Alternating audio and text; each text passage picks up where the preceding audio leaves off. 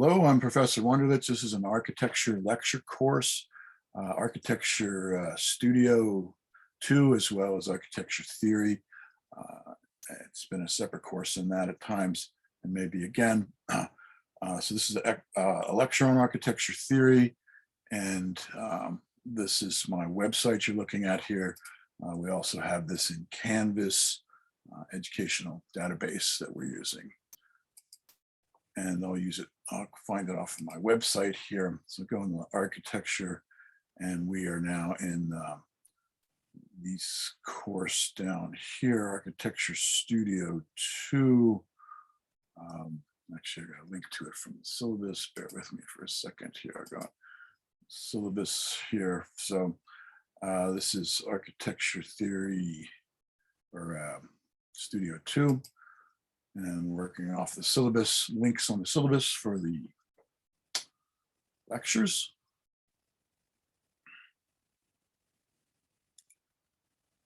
I'll make this a little bigger so we can just see. So there's 2 different courses this lecture has been in now. And this is the course. We already did a preliminary architecture theory lecture before, and we're going to go into primary elements. And that follows along the book that the students are asked to buy by Francis Ching. Take a look at that in a second. They're also asked to, strongly recommended that they buy the AIA graphics standards. So let's go in here.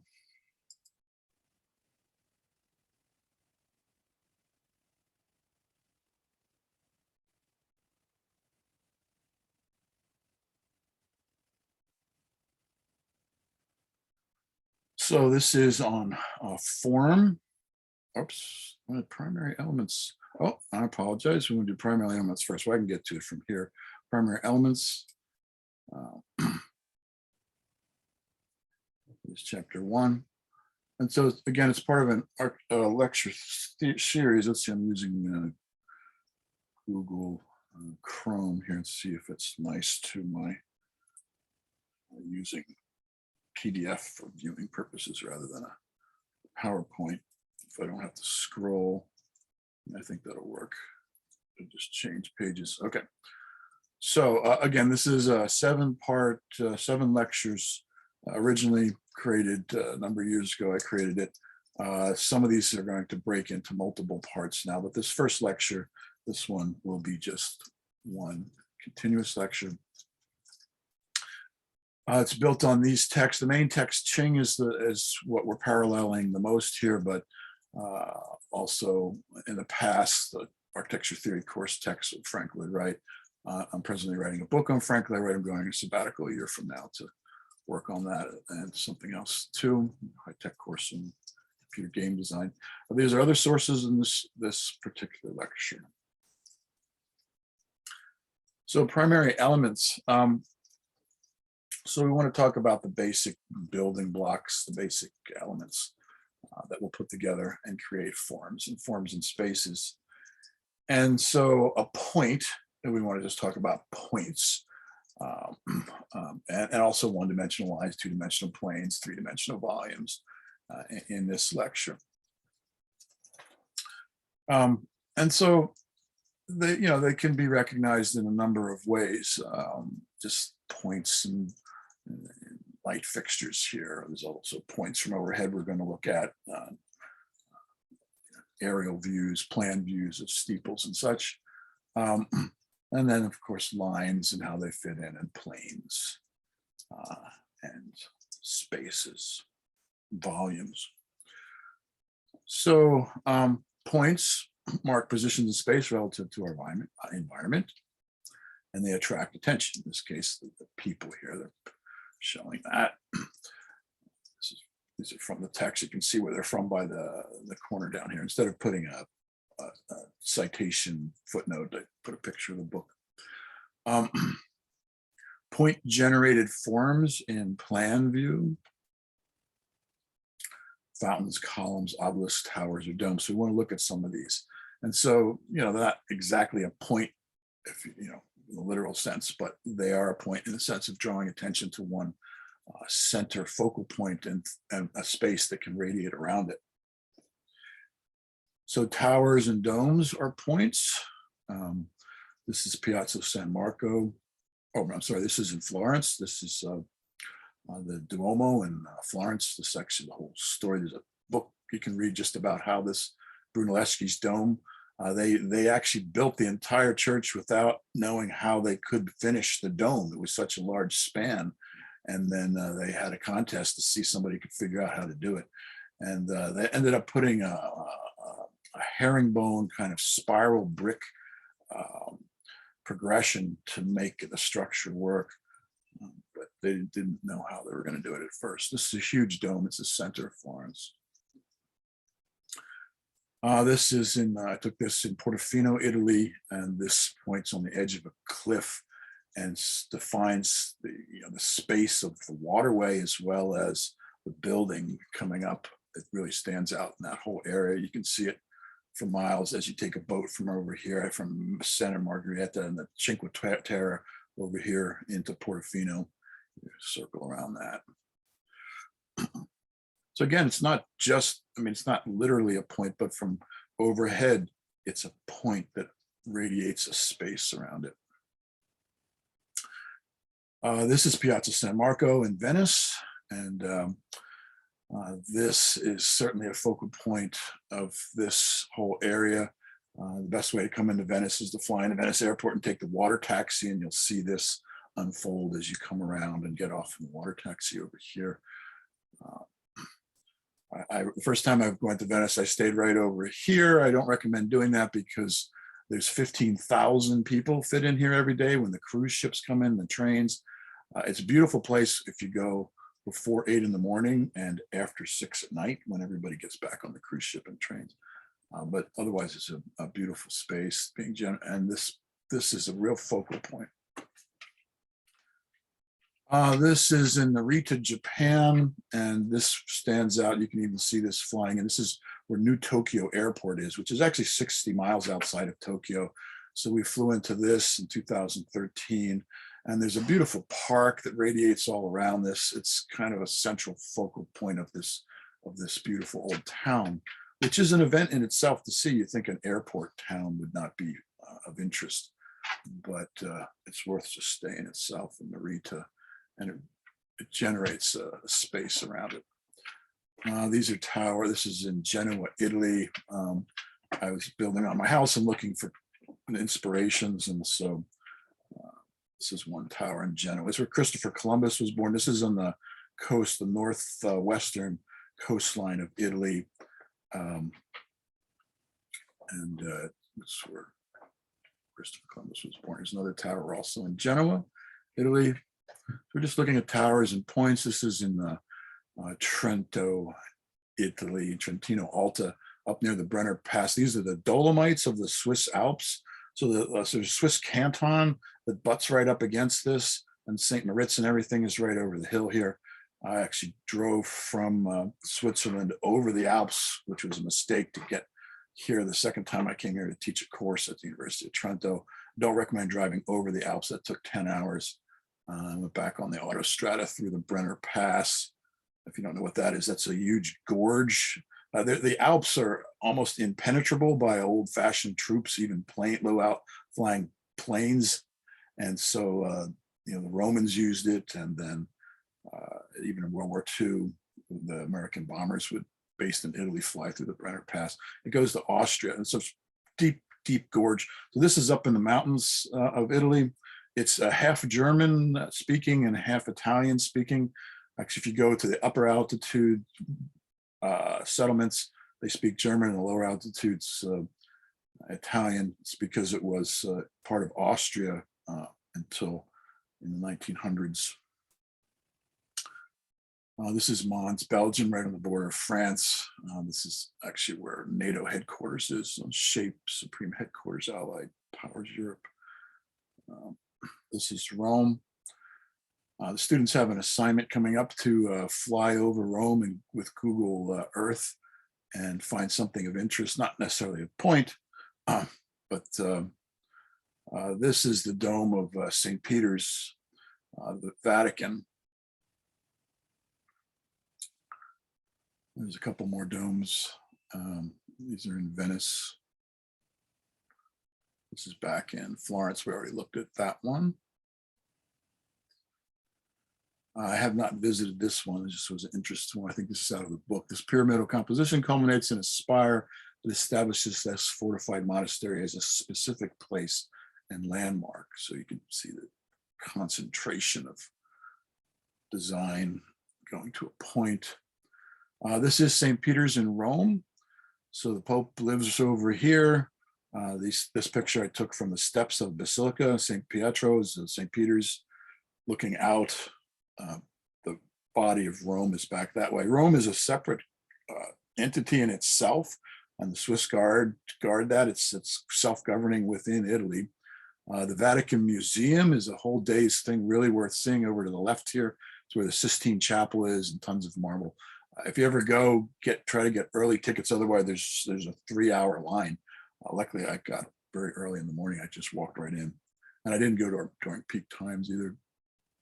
This is back in Piazza San Marco, and you could see in Venice, and you could see how this point, this tower, really defines this space. If you can imagine it without that tower there, it'd be a different feeling altogether. Then in the textbook, they talk about at center point is stable and at rest, organizing surrounding elements and dominating its field. So this is Piazza Navona. I've only been to Rome once. I was actually thinking of even going like for this spring break, and I'm going to talk about a student of ours who's there right now for a semester at the Pantheon Institute studying, and encourage others to do it. So I actually stayed in a monastery just for the experience right above here, and then I may establish a relationship with the Pantheon Institute in Rome for they've helped create our minor and proposals for a major here as well. Sculptures. So sculptures and fountains are points of interest, and Piazza Navona is really about these fountains here. Also the basilica that's up there too, but these fountains really describe or define the space. This is long ago. I took this in Paris. Took my wife to Paris when she turned 27, and it was in 1992. I renovated the house of a faculty professor of mine, and surprised my wife with a trip to Paris. But there's several focal points. We'll look at the Eiffel Tower, I believe, in a second. But this fountain in itself, and the way this park is defined, is a point that radiates and organizes things around it in a central way. There's my wife long ago. Point can mark ends of lines, where this is from the text, where real or imagined, or intersections, whether real or imagined, or intersections of lines. Right? We're kind of deconstructing architecture here into basic elements, or the center of a field. And so you want to think of things in terms like this a little bit. We might have an exercise in that, where in your massing models, in your conceptual models, before you ever articulate the surfaces and the textures and the overall intricacies of the design, you want to think of the relationships and adjacencies and the form. Point in motion expresses direction, movement, and growth. So in the book, vertical line can express a state of equilibrium with gravity and symbolize a human condition. So like anthropomorphizing, if somebody's standing up, when you think of something erect and standing up. Vertical equilibrium, the human condition. Line and tower is Piazza San Marco again. My son in that picture. There's me in an earlier trip. My son was not on that trip. I went with a student. Line can articulate the edges and surfaces of planes and volumes. So we're done with points now. So there's basic elements. So line points first, and then lines can articulate the edges and surfaces of planes and volumes. Can be used as an organizing device. Like Isa's perspective lines, where people usually would use those. And in the critique we just did before that, he was using it in a 1 point perspective and enhanced the sky and the water that the bridge was spanning in a creative way. So you can use lines in different ways, either literally or subtly. A horizontal line can represent stability or a body at rest. Text again. An oblique line is a deviation from vertical or horizontal and may be seen as a vertical line falling. So it can invoke a feeling of motion, maybe even instability. Or horizontal line rising. Although points give a line finite length, it can also be a segment of an infinitely longer path. Okay, so this is, we're not going to go off into this yet, but this is in part 5. This is not in the main book here, but in urban design. So a little background. So anybody listening to this, I'm a mixture of architecture and computer engineer. I'm 60 years old. Until I was 30, I was all architecture, including 5 years of architecture and architectural engineering at Penn State and the University of Texas, Austin, and then 2 years of urban design, University of California, San Diego, and did lots of buildings in the West. And I also worked at the San Diego Planning Commission. So this is basic principles of urban design. And so I'm going a little bit off on a tangent here, but not completely. Lines in urban design are paths, edges, and axes. So when you're looking at designing towns and cities and parks, or even just your site for your building, you want to think of these basic elements. So there's this Kevin Lynch basic principles of path, edges, axes for lines. It also has nodes and districts and landmarks and things, but as far as lines are concerned, that's that. It's also in design of cities here. You'll see a lot of schematics overlaid on top of the designs of famous cities. And so I'm going off a little bit on this here. So lines, paths, and edge, and axes. So this is a train going along the western coast of Italy from Genoa down through past the to the Cinque Terre, where I got off this train and then stayed and went in a boat to Portofino, where I took a picture of that one building up on the hill. And it's a path, of course, because it's a railroad track, but it's also an edge between where the people live and the transportation corridor. It's an axis defining this corridor of growth. And not mentioned in the picture here in the text, but it's just a beautiful complement of spaces where in a lot of cities, the transportation is just treated like an imposition, and you just deal with it and it gets you to where you're going. But you'll find all throughout Italy, people plant little gardens along the railroad tracks, plant flowers. Now, there's places where it's quite messy. There's graffiti all over the place now in Rome. It's actually gotten a lot worse, and you see it all and when you come in towns. But this is a more say obscure area. It's not as populated, and it's maybe taken care of a little better.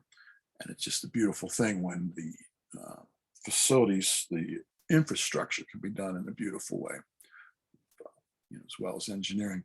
Okay, a plane, a transparent spatial membrane stretched between two parallel lines. Okay, sure. Perception of a plane.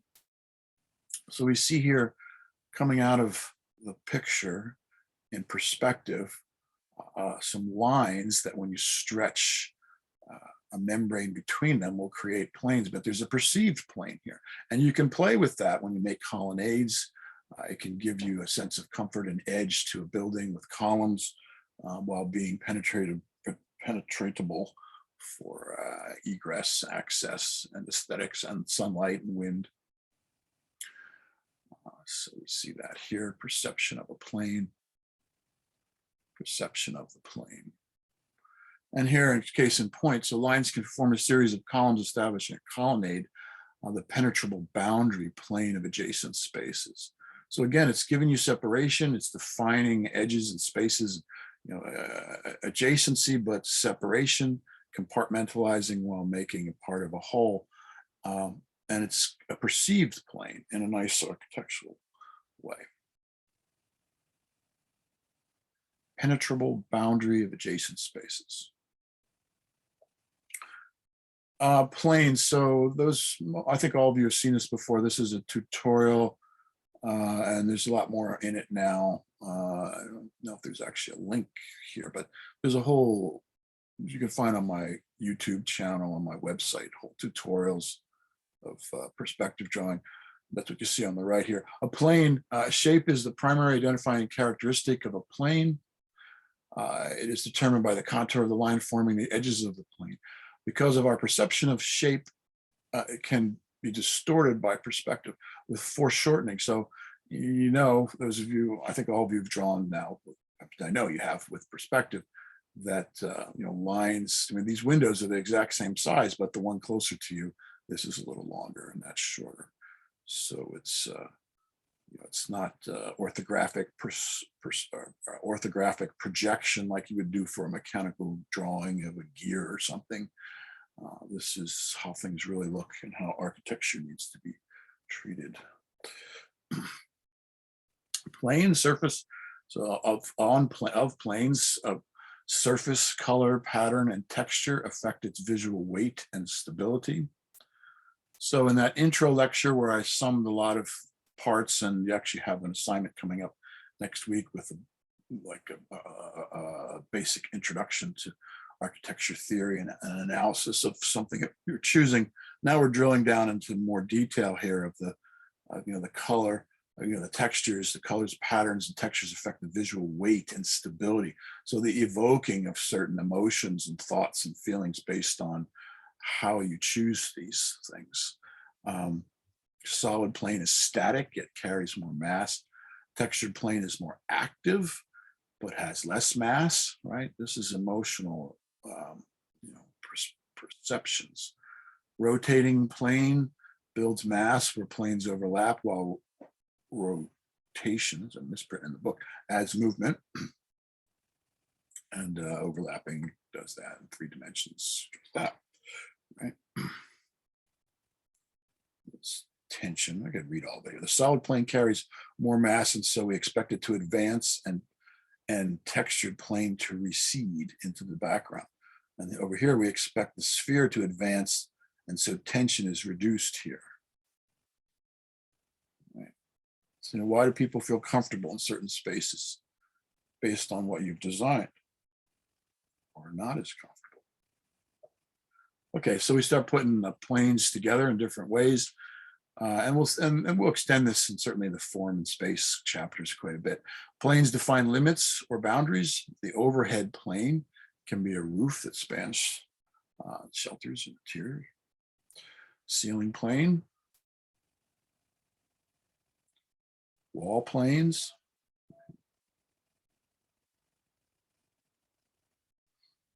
interior wall planes, break up the space.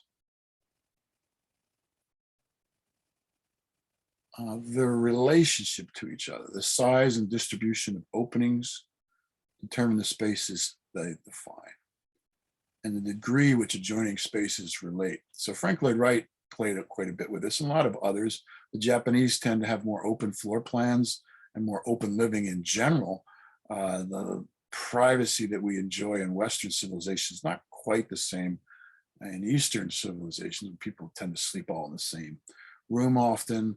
There's not a lot of acoustical separation, and the open floor plane is a natural progression of their culture, a natural extension, representation of the culture.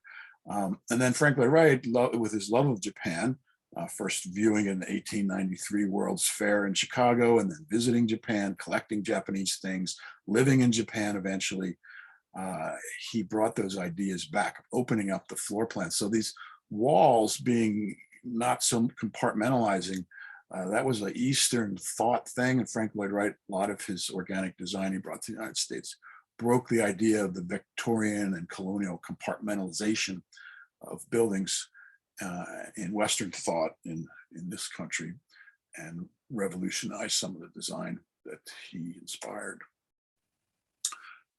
Base plane, the ground can be different. The floor plane and the ground, as you know, could be different things depending on the terrain, surroundings. The floor plane sustains the force of gravity as we move around place objects, right? Sure. Together with an overhead ceiling plane, define a spatial zone. So if you just start thinking of massing models and how you define the spaces without separating the functionality and creating rooms or anything, what is the overall space you're creating? And a lot of Frank Lloyd Wright's designs do that, and other people's too, but you can see it very clearly in his prairie style and his horizontal planes and his cruciform that we talk about later. Plane facade serves the facade of the building. Facades serve as walls that define courtyard. So the outdoor space, streets, and public gathering spaces like squares, piazza, not just the building, but you're defining the space outside and how you cluster your buildings. It's an urban design kind of thing. Volume, all volumes consist of points, vertices, planes come together. Right. Volume can be either solid. This is that's that same tower I showed you before in Narita, New Tokyo Airport town. Space displaced by mass, such as a building that stands as an object in the landscape. Space displaced by a mass. So you want to think just of the building itself, but the space it displaces, and also we talk about negative spaces. So the volume, the mass of the building. This is one reason you do a massing model often in the preliminary designs. Or three, a void space contained or enclosed by planes, such as a room contained and defined by wall, floor, and ceiling planes. So a void space.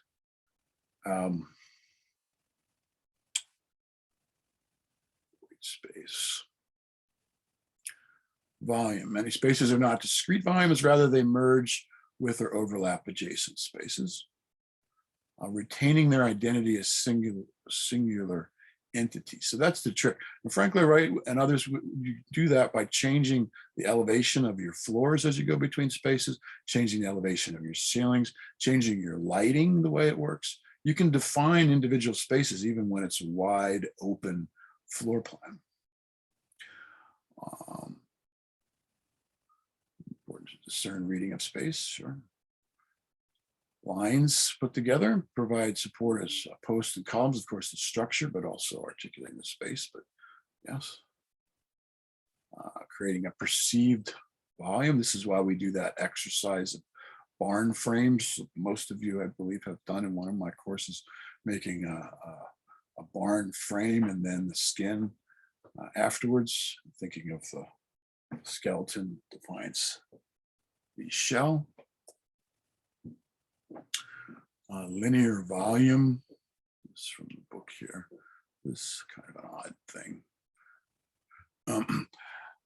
At the urban scale, so urban design, again, creating the outdoor spaces with your buildings. At urban scale, buildings forms may serve as containers that can be read as masses that define volumes of space. Yeah. And that's beautifully done in Italian cities, and in Japan too, and other places, but the Italians really have mastered it quite a bit. Piazzas. Linear volume, here repetitive spaces organized along a circular path. Adapts to the site. Organic design, which Frank Lloyd Wright, which is, you know. And I'm not going to drill down into this here. Maybe I'll just click on the link here, but and I have a whole new summary thing that's better actually to look at than this here. But there's a whole lecture series I have on Frank Lloyd Wright here. Just go off for a second and come back, and you can see this lecture series and drill down and all that. So I break it down by ages and, you know, his life events as well as world events and how they coincided. So you come back and look at that. I just went down through all this. Sorry, it's going to make me go back here. So I'm going to go real quickly back where we were.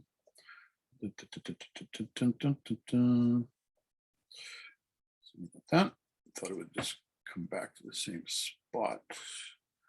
And we are right about here. So, oh, yeah, there's actually a last slide.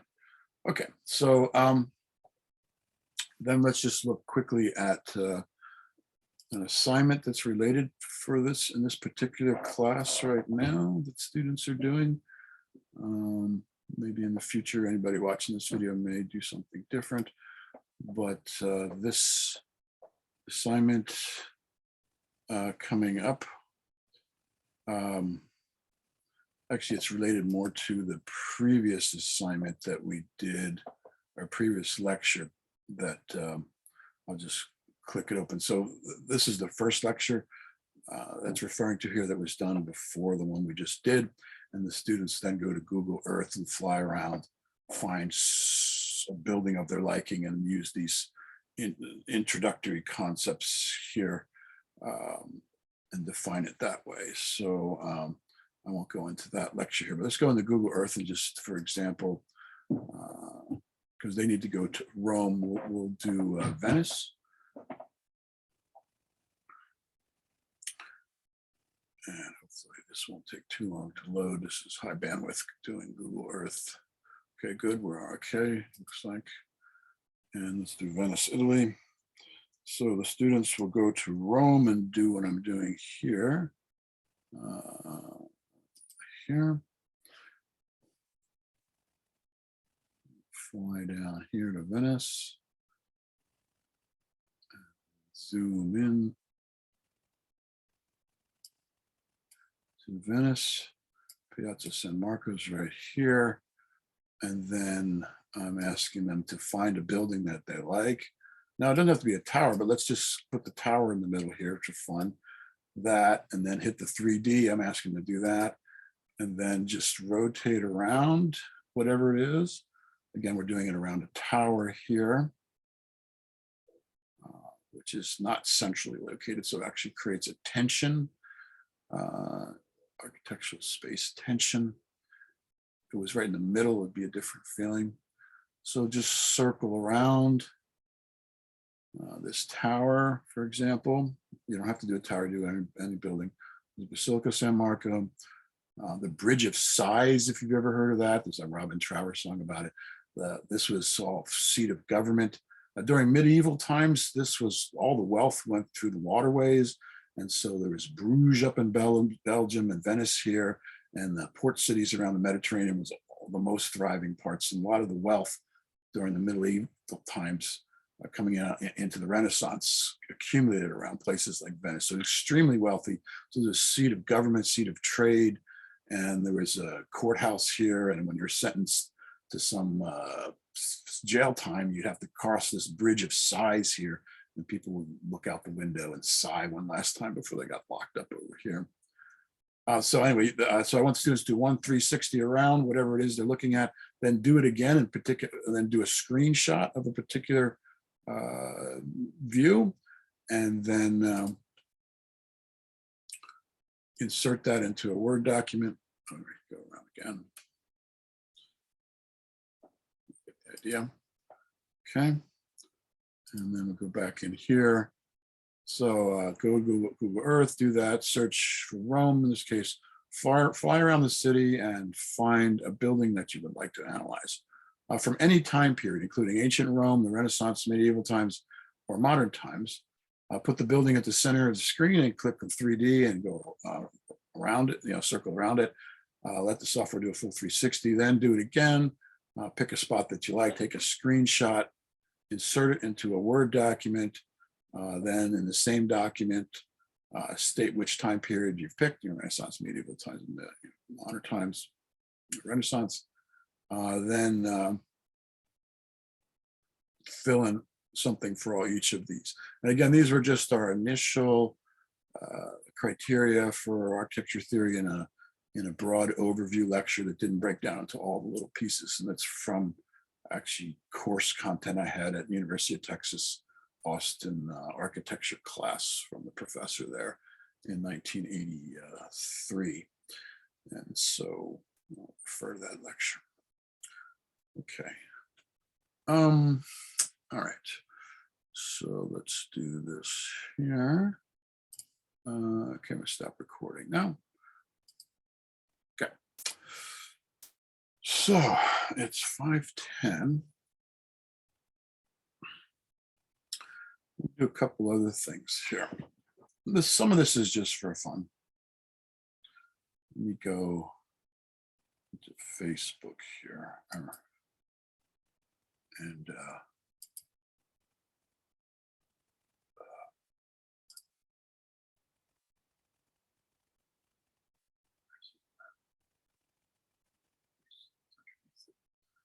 controls and topic controls. There we go. So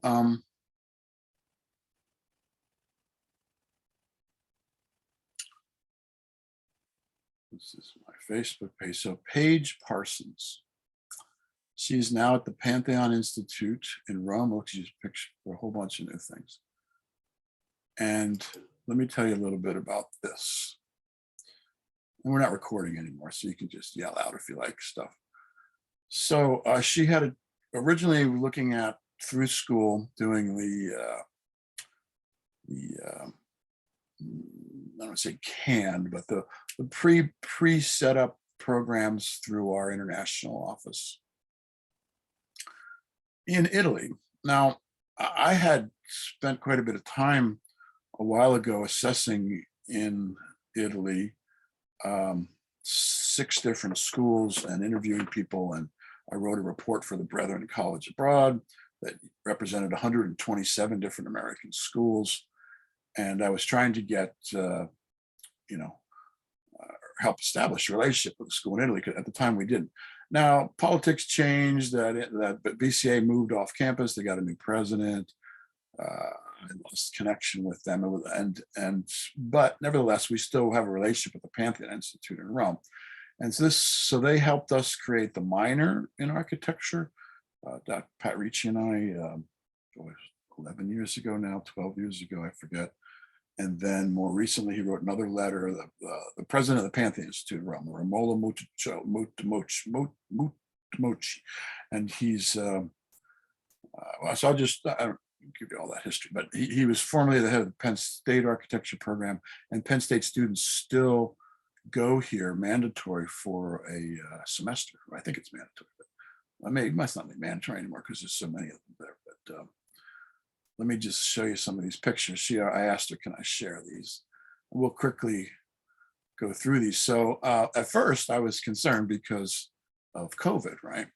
So she's flying in. I didn't even know if it would get canceled on her. So she's flying in, and she went to Germany. There's different ways to get to Italy. It's like an hour and a half longer flight if you go right from the US. You go right, maybe Delta, actually Atlanta, I've done that. Is a nice way to go right to Italy. But that's 9.5 hours. If you want to break it up a little bit, I recommend going through Heathrow in London and then break it in half nicely. And then you can fly, or Frankfurt in Germany, I've done that too. And then you fly over the Alps here. And that's kind of beautiful to see, flying over the Alps. So she's doing that. The Alps are something to see.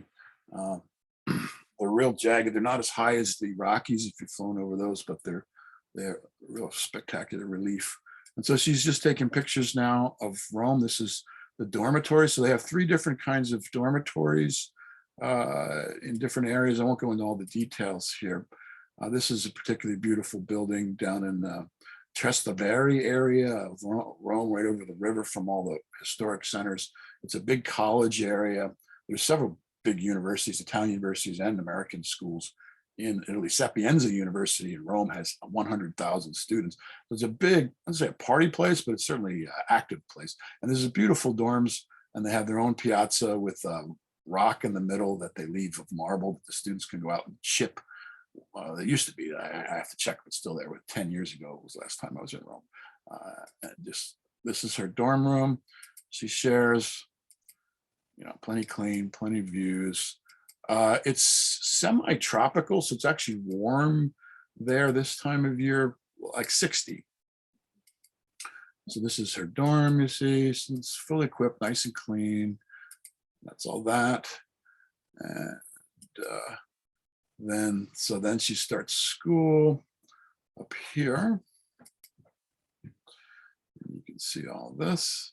So this is the Tiber River, lifeline through Rome.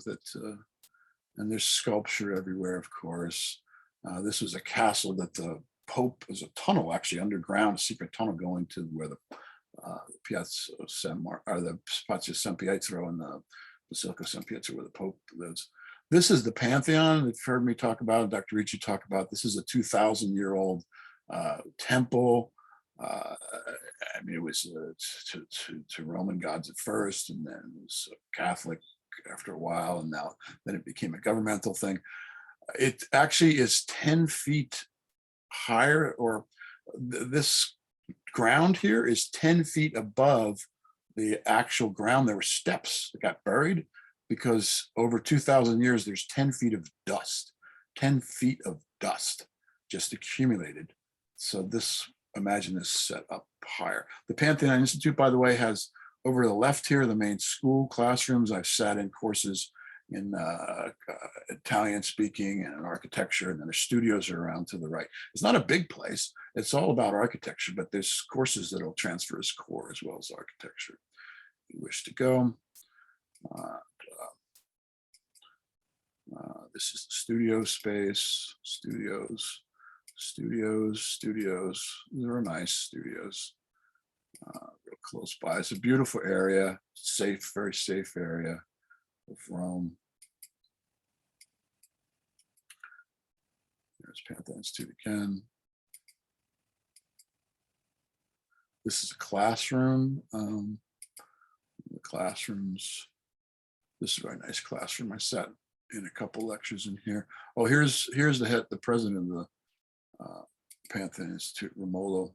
And he's very personable. If anybody wants to go, he will talk to you directly and make it work for you. And he's guest lectured here at E-Town. I introduced him to President Ted Long two presidents ago, before Carl Strickler or Cecilia. So it's too bad Cecilia couldn't have met him because she's Italian. I thought she would have liked it. I had talked to her about this, but she retired for personal reasons quickly. This is the view out the window of the Pantheon Institute School. And of course, there's vendors for flowers and everything around. There's back to the Tiber River.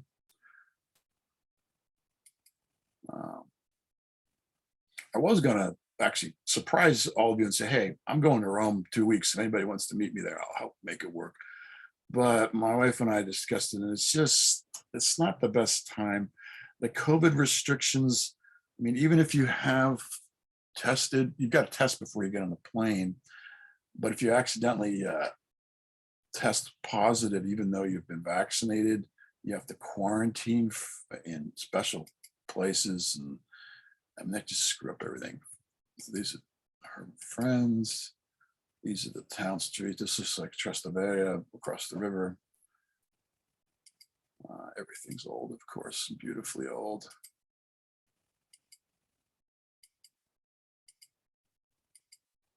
I mean, all the details, even the old stuff that's like semi-dilapidated, you could just stand and look at it and think about. Anything like this is older than our country.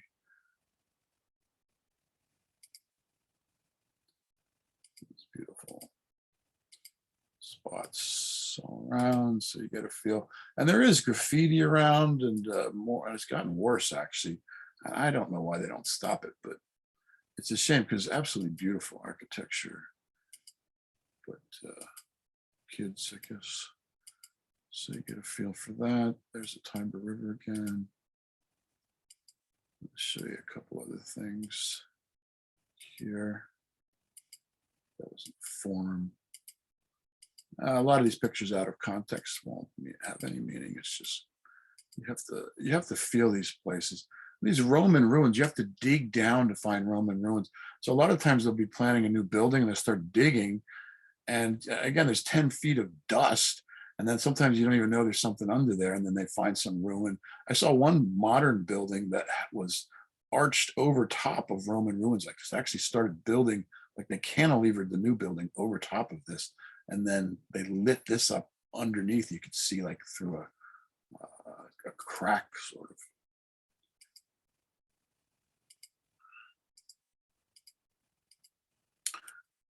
So yeah, your homework assignment's actually find something in Rome, fly over Rome, and beautiful food. Not the food, man, the food. So you see all that, see all that. So you get a feel. Now there's graffiti. Okay, well, let me show you some of the field trips they went on. So I was wondering how they're going to do this with COVID. So what they did is the first 3 field trips were in outskirts of Rome in really beautiful places. So um, like here, right now, that's this. I won't show you all these because she has so many pictures on here. Where's the first field trip down here? Here to Ostia Antica. This is a port town. So when you fly to Italy, you fly into Fiumicino, which is on the coastline, and about 30-minute train ride. And I recommend actually just staying around the coastline a day or two. You're right on the Mediterranean. It's not too crowded. And there's this beautiful old city that has so much stuff in it that it's in a way better than going to see in the old city center of Rome. So this, I'll show you here. So this is it. Well, the forum's still more stuff, but you could see all the detail of the whole town, how they build. And this is the students. And, you know, you can get a feel for the whole town that was there 2,000 years ago, a port city. And its remains, and it's not crowded at all. If you go into Rome proper, anytime during peak tourist season, there's going to be lines. You could wait, an hour or more to get in the Colosseum, 2 hours to get in the Vatican. If you go, peak summer or Christmas, actually, or Easter Day. So, I mean, look at all this. This is a whole thing in itself. You can envision people 2,000 years ago living in, and see the masonry work, see what's remaining. Some beautiful work. Sculpture. Amphitheater.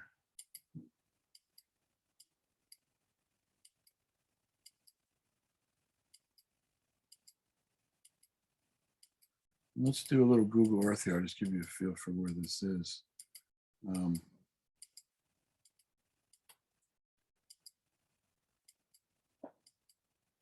So again, they did 3 field trips outside the city.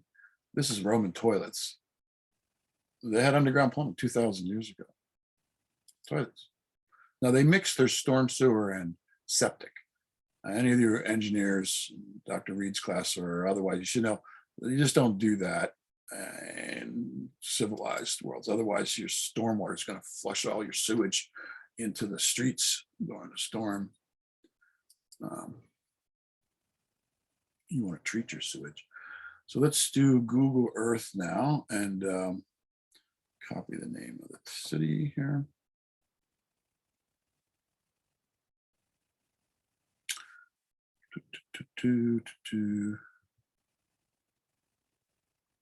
Where is it? Here. It is Ostia Antica. Copy. Google Earth in Google Chrome.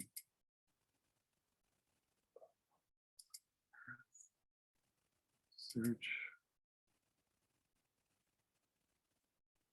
What? Still recording?